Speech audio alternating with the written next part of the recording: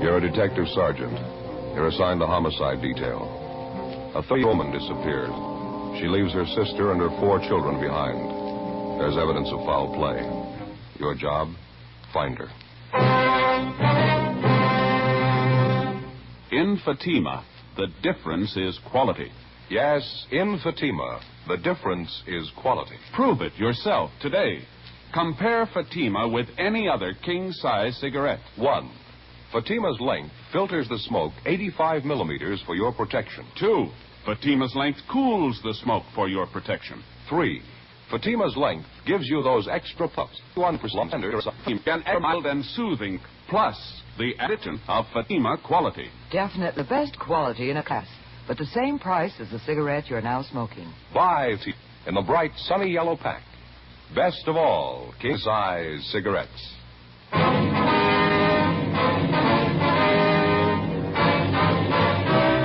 Dragnet, the documented drama of an actual crime. For the next 30 minutes, in cooperation with the Los Angeles Police Department, you will travel step by step on the side of the law through an actual case transcribed from official police files. From beginning to end, from crime to punishment, Dragnet is the story of your police force in action.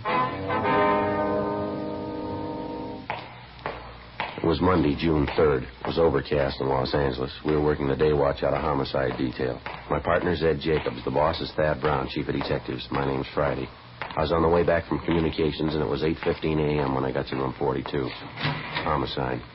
Joe, what's doing? Hi, Brian. You seen Ed? He went down the hall a minute, said he'd be right back. Oh, thank you. I don't see anything in the book. Nothing new, huh? Not much. Pretty slow.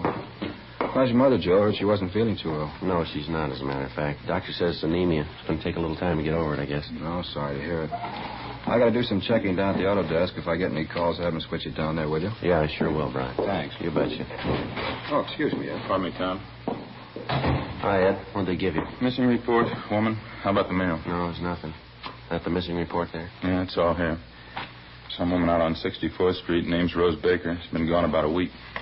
Mm-hmm. Last seen Tuesday, May 27th, 10 p.m. Who's this that made the report? Carl Shelton? Who's he? It's her boyfriend. Miss Baker's husband died about 5 years ago. She's been running around quite a bit since then. Had a lot of man trouble. Well, she disappeared before then, huh? Yeah, half a dozen times. Never been gone this long, though. Holmes took this report from Shelton. He gathered Miss Baker's not too stable. She's known to drink quite a bit. Doesn't seem to care anything for her home or kids. Yeah, I see it here. She has 4 children. They're living with her aunt, Mrs. Baker's sister. It's kind of a funny arrangement, isn't it? Yeah. Baker woman packed her bags and walked out of the house about a year ago. Her sister's been taking care of the kids ever since. Mother comes back for a visit once in a while. Mm-hmm. This address we've got on Mrs. Baker, it's the same address as her boyfriend, Carl Shelton. Yeah, that's right.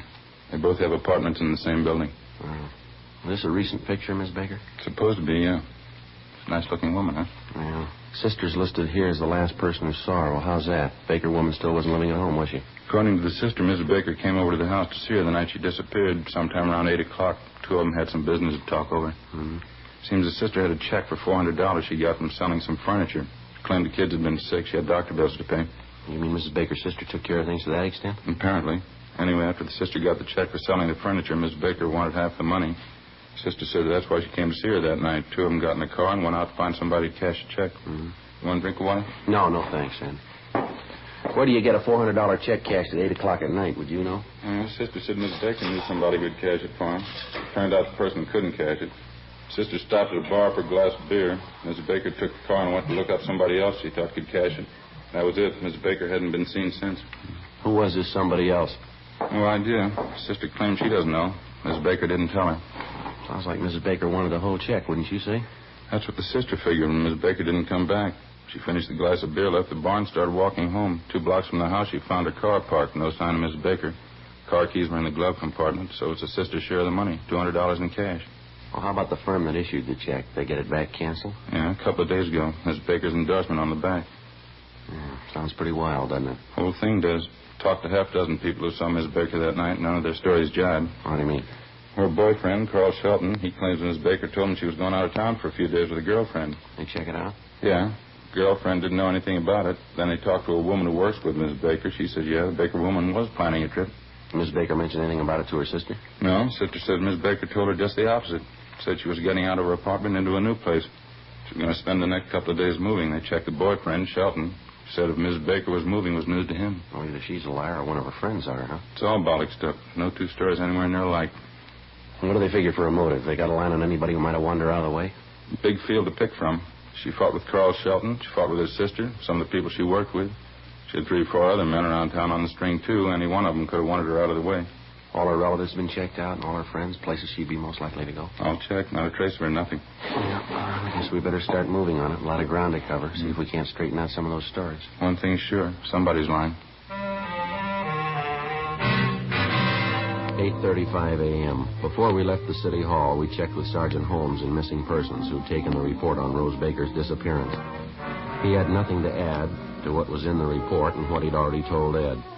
First on the interview list was the sister of the missing woman, Bernice Marin. She was employed as a saleswoman for a grocery supply firm. We called at the home where Miss Marin lived with her 4 nieces and nephews, but there was no answer. The next-door neighbor told us that Miss Marin was working, that she usually didn't get home until 4:15 or 4:30 in the afternoon. In the meantime, we figured we might as well check the next name on the list, Mrs. Baker's boyfriend, Carl Shelton. We'd already checked him through R&I, and he had no record. We drove out to his address, a 3-story apartment house on 64th Street. Shelton's apartment was on the main floor rear. He answered the door in his bathrobe and slippers. He told us that he was employed at one of the local oil refineries, and that this particular week he was working the graveyard shift, 11 at night until 7 in the morning. He showed us back to a small kitchen at the rear of the apartment. While we questioned him, he fixed a percolator of coffee and put it on the stove. You're sure about Miss Baker's plans, are you? She never mentioned anything to you about moving out of the apartment house here? No, never. Somebody's handing you a line there. If Rosie was going to move, she'd tell me about it. Just a minute. I got to get that coffee. It looks about done. You fellas want some Java? Got a whole pot full here. No, thank you. How long did you say you've known Miss Baker? Oh, about a year and a half. We got along pretty good. She'd right from the start. Sure don't understand her taking off like this. Miss Baker ever talk to you much about the family? Her sister, 4 children? I mean, did you see them regularly? Seem to get along with them all right to you? I don't think I'd know that. Rosie never had much to say about them. The only thing I could gather was that she just got sick of the routine, you know. Keeping up her house, doing the wash, mopping, dusting, taking care of 4 kids. She just checked out, that's all. Let her sister Bernice take over. Mm-hmm. If you ask me, she never should have had a family to begin with. Rosie isn't the kind. She's a party girl, likes a good time, you know what I mean? One thing I don't understand, Shelton. You said a minute ago you couldn't figure out Miss Baker's going off like this. When you filed a missing report on her, you said she was planning a trip out of town. Yeah, that's right. Well, isn't it possible she might have taken off without telling you? No, I don't think so. She'd have told me. She was planning a trip, all right, but she wasn't going to leave till the next night, Wednesday night. She's going to pick up this girlfriend of hers, Iris, and the 2 of them were going to take the bus down to Laguna for a couple of days. Well, it's our understanding this girlfriend, Iris, didn't know anything about the trip. Can you explain that? I don't know. I guess Rosie forgot to tell her. Can't figure these women sometimes. Maybe she was going to phone her Wednesday morning. She knew Iris could get away almost any time. And you think it's possible she might have gone down to Laguna by herself? No, that's not like Rosie. Besides, before I went in to report her missing, I called a couple of places down Laguna where Rosie usually stops at. They hadn't seen her. Possible she might have gone some other place? No, without telling me, no. Besides, she wouldn't go alone. I know that.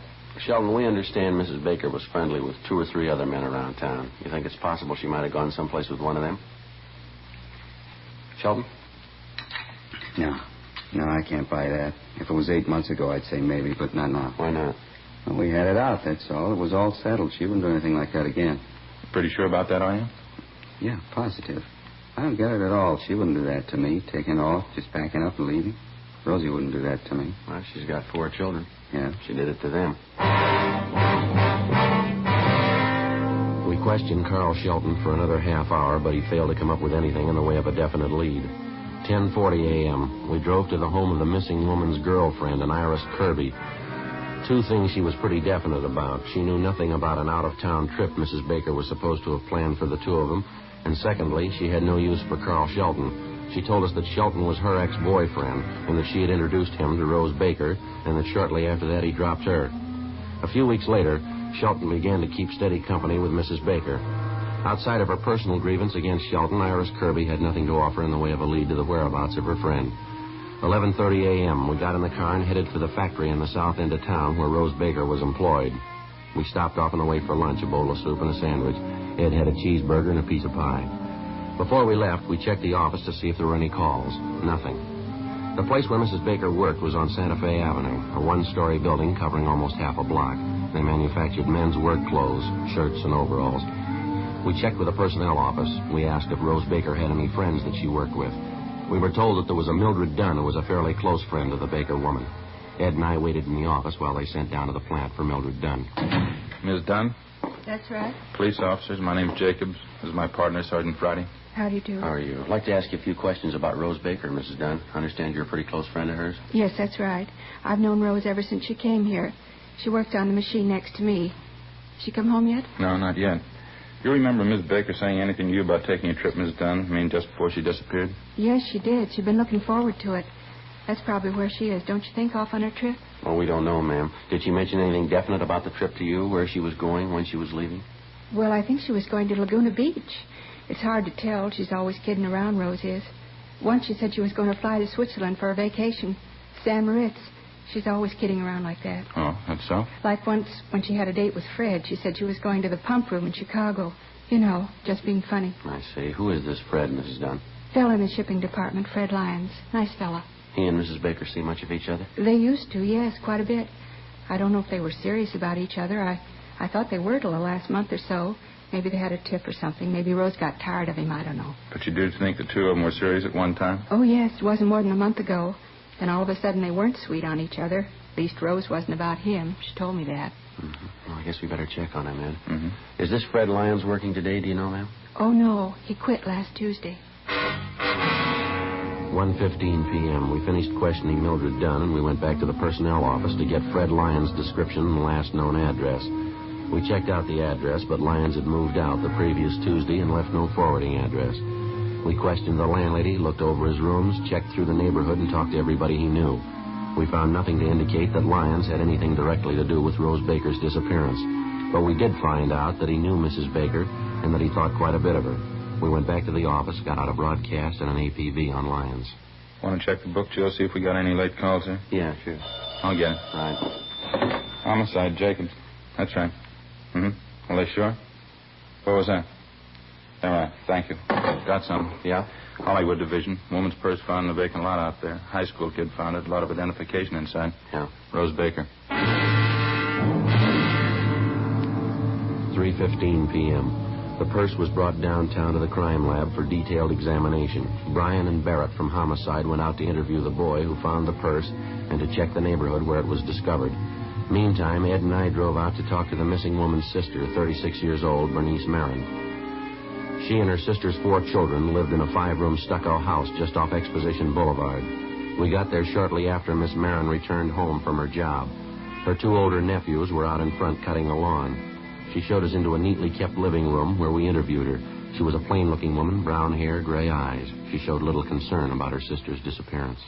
I gave up trying to keep track of her a long time ago, Sergeant. I haven't any idea where she's gone. I used to worry about her. I don't anymore. Well, how about that purse of hers that was found this afternoon, Miss Marin? Wouldn't you say that makes it a little unusual this time? I don't think so. She loses things all the time. I don't know what she does when she goes off in those things. I don't want to know. Gets drunk and does a lot of fooling around, I suppose. She's lost 2 or 3 purses the same way. What about last Tuesday, the night she disappeared? You notice if she'd been drinking then? Yeah, I got the idea she'd had a couple of highballs before she came over. She wasn't drunk, but she wasn't feeling any pain. Oh, say, would you excuse me? I want to yell at the kids out there. Yes, ma'am. Frank, that's enough of that playing around out there. Let's get started pushing that lawnmower, huh? Okay, just trying out a new system. Almost half done now. You better hurry it up. You still got the backyard to do, remember? Yeah, okay. The only good thing that came out of that, married Sergeant, those kids out there. Yes, ma'am. There's 2 more besides Frank and Bobby, the girls, my nieces. One's 9, one's 7. Mm-hmm. Marvelous kids. Girls are just as pretty as pictures. I'm glad I have a chance to take care of them. I guess I just like kids. Can't understand it when people don't appreciate them. I don't have a family of my own. Oh, I see. Miss Marin, when you were with your sister last Tuesday night, you say she didn't mention anything at all about taking that trip out of town? No, just the opposite. Like I told you. She said she was moving out of her apartment into a new place. That's why she needed the money. Mm-hmm. Well, what's the story about this money your sister came to pick up, Miss Marin? I don't think I quite got that clear. Well, we had this baby grand piano that my mother gave Rose and me just before she died. Kids have been sick the last couple of months, one thing and another. I needed a little money to catch up on some doctor bills, so I sold the piano. I hated to do it, but the bills had to be paid. Mm-hmm. Well, Rose found out about it somehow, and she wanted half of the money I got for the piano. She wanted the money for herself. Can you imagine that? She wasn't even willing to pay for her own kids' doctor bills. It'd be different if I was charging her to take care of the kids. I just do it because I like them. Mm-hmm, I see. Well, anyway, she found out about it, and I had to split the check with her. The whole thing was for $400. I understand your sister got the check cashed that night. That correct? Yeah, that's right. It was 8 o'clock at night, but Rose said she knew somebody who'd cash it. She wanted the money that night. And to save an argument, we got in the car and went to see this friend of hers, some bartender. He couldn't cash the thing, so Rose took the car and went out to look up another friend she thought would cash it. I didn't want to go chasing all over town with her, so I stayed at this bar and had a beer. Mm-hmm. And that's the last time you saw your sister, is it? Yes, I waited a couple of hours, and then I walked home.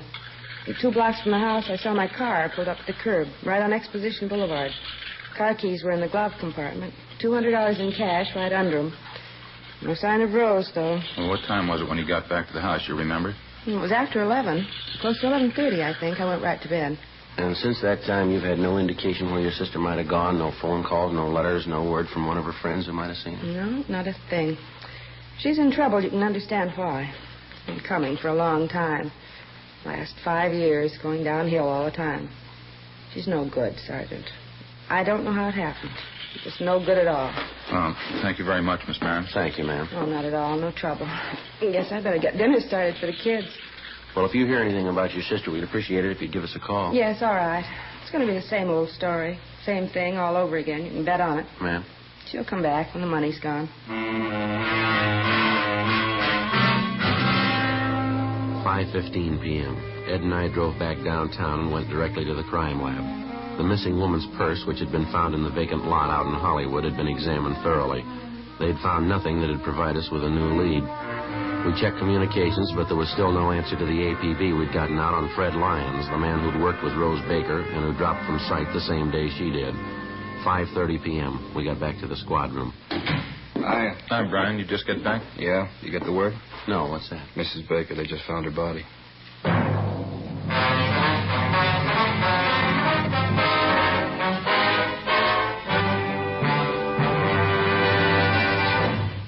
You are listening to Dragnet, authentic stories of your police force in action. Comparison proves Fatima quality. Prove Fatima quality yourself today. Compare Fatima with any other king-size cigarette. 1. Fatima's length filters the smoke 85 millimeters for your protection. 2. Fatima's length cools the smoke for your protection. 3. Fatima's length gives you those extra puffs, 21% longer than standard cigarette size. And in Fatima, you get an extra mild and soothing smoke, plus the added protection of Fatima quality. Friends, to show our confidence in Fatima, we make this money-back guarantee. Buy a pack of Fatimas. Enjoy Fatima quality, extra mildness, and superbly blended tobaccos. If you're not convinced Fatima is better than the king-size cigarette you're now smoking, just return the pack and the unsmoked Fatimas by August 1st, 1952, for your money back plus postage. Fatima, Box 37, New York 1. Remember, because of its quality, its extra mildness, its better flavor and aroma, more smokers now insist on Fatima than ever before. Insist on the best. Fatima, extra mild and soothing, plus the added protection of Fatima quality. Smoke Fatima. Best of all, king-size cigarettes.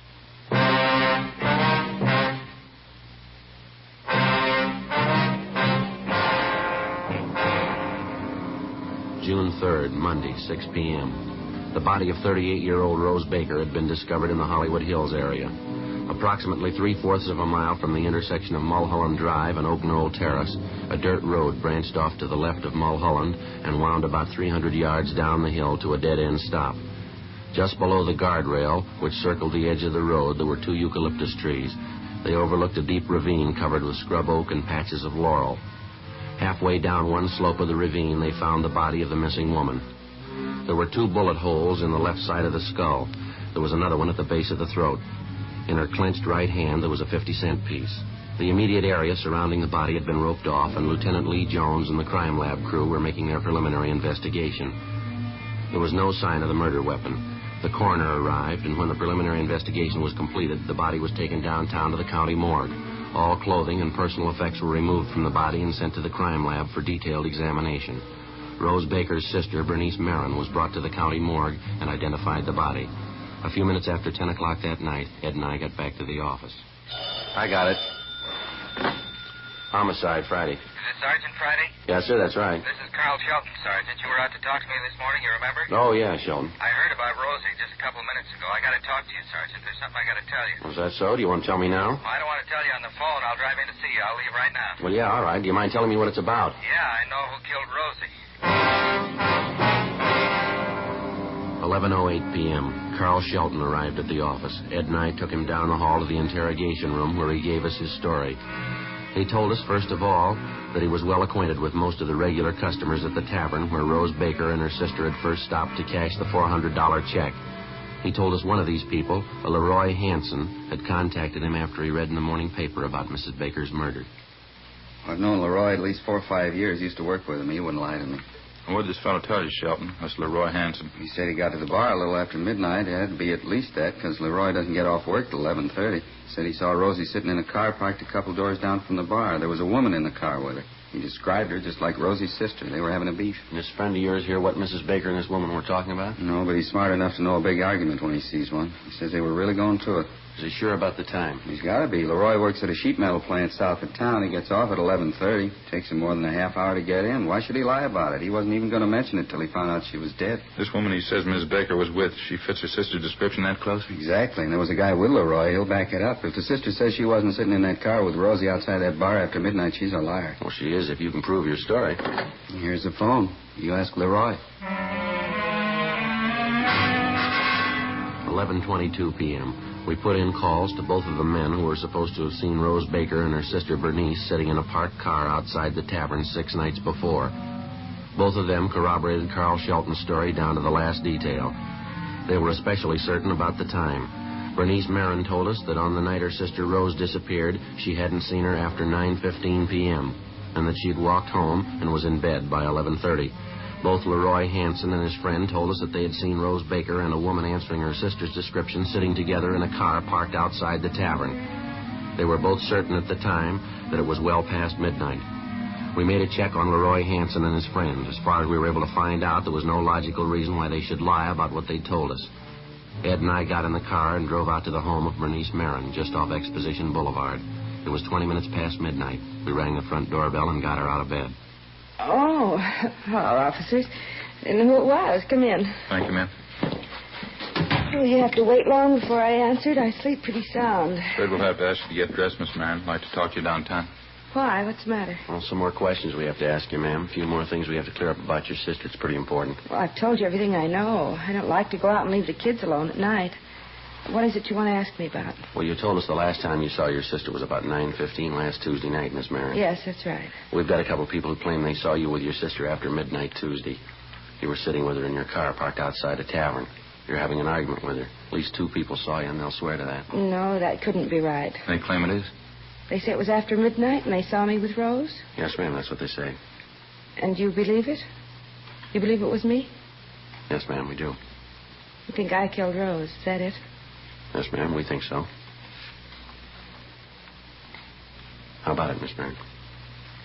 It'll take me a minute to get my clothes on. I want to talk to the oldest boy, my nephew Frank. Would it be all right? I'll have to go along with you. All right. This way, down the hall. All right. In here. I don't want to wake the other kids if I can help it. All right.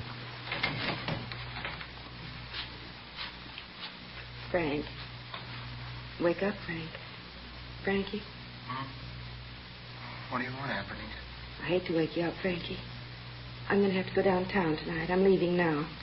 In case I'm not here when you and the kids get up, I want you to take care of everything, all right, honey? Yeah, okay.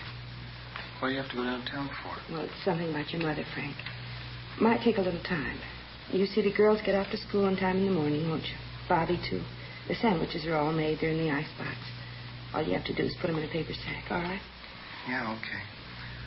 Why do you have to go now? Can't you wait until tomorrow? No, I'm afraid not, honey. You take care of everything, huh? Make sure all the doors are locked. And don't forget to feed the dog. No, I won't forget. What's the matter? Is there anything wrong? No, of course not. Now, if something happens so I can't get back tomorrow, I'll call you on the phone, all right? Yeah, okay. You be sure and call, huh? I'll call you, honey. Go to sleep now. It'll be all right. You get some sleep. Good night, Frankie. Yeah, okay. Good night. I'm sorry to keep you waiting. I had to tell Frank what to do. The kids wouldn't understand. I mean, if they woke up and didn't find me here. Yes, ma'am. What'd you do with the murder gun, Miss Marin? Out in the garage, I'll show you. I had her 4 kids to raise. It's not easy. You know what it costs to feed them, put clothes on their back? It's not the kids I minded. They're wonderful. I love every one of them. I'm glad to get the chance to raise them. I never married myself. Never had any of my own. Mm-hmm. Hasn't been easy at all, working all day, coming home and cooking for them, doing the wash, trying to keep the house clean. Rose never gave me a dime to pay a bill, for her own kids, too. She gave us nothing, and she tried to take everything, tried to bleed me for my last dollar. She cashed the check that night and said she was going to keep all the money. I couldn't stand anymore. We argued, and I killed her. Yeah, well, I'm sorry, ma'am. We'll have to go. Yes, all right. What'll I do, Sergeant? What'll I say? Well, I advise you to tell the truth. You'll get a fair trial. I know that. It's not what I mean. What do you mean? Inside there, what am I going to say? How'll I explain it? Ma'am? The kids. How do you tell 4 kids you killed their mother?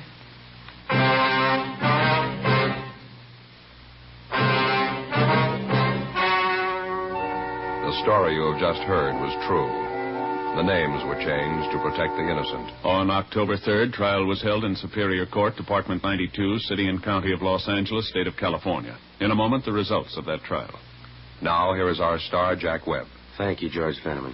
Friends, I make it a habit to carry 2 packs of Fatimas around with me. One's for my smoking, and the second one's for smokers I see with other king-size cigarettes. All I have to say is, here, compare Fatima. I know they're going to be sold on Fatimas the next time we meet. How about comparing Fatima yourself? You'll find Fatima's length filters the smoke 85 millimeters, cools the smoke, all for your protection. You get those extra puffs because Fatima is 21% longer than standard cigarette size. And Fatima gives you an extra mild and soothing smoke, plus the added protection of Fatima quality. Prove it today. Buy Fatima.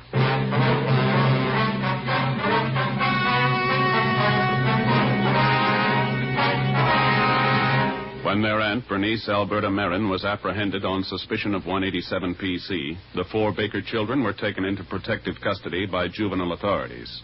Bernice Marin was indicted for murder and entered a plea of self-defense. She claimed that at the time of the murder, her sister attacked her with a knife while they argued over the division of the $400 check. Bernice Marin was tried in Superior Court by a jury composed of 9 men and 3 women. She was found not guilty.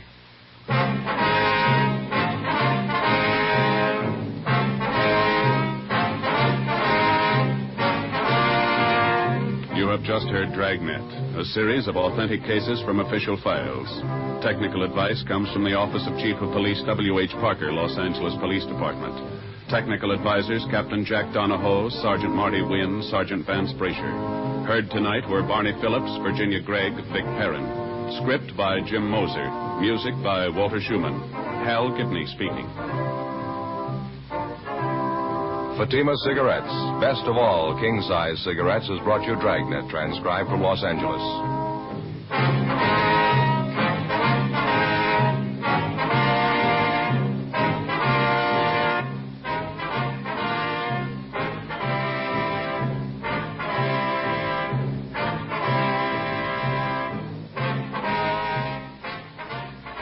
Next, it's Counter Spy on NBC.